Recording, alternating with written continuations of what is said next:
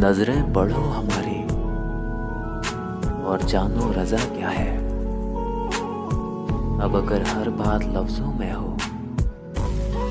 तो फिर मजा क्या है।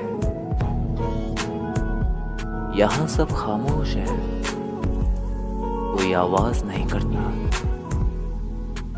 सच बोलकर कोई किसी को यहाँ नाराज नहीं करता। कभी आंखों पे तो कभी सर पे बिठाए रखना। जिंदगी नागवार ही सही, लेकिन दिल से लगाए रखना। नजरों में वो दोस्तों की जो इतना खराब है, कसूर उसका बस इतना है कि वो कामयाब है। कि सारे जमाने से हो गई अब दूरियां मेरी, एक शख्स से नजदीकियां इतनी महंगी पड़ी मुझे।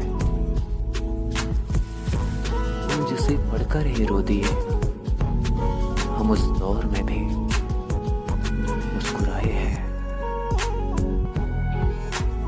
देखा है जिंदगी को कुछ इतने करीब से कि तमाम चेहरे लगने लगे हैं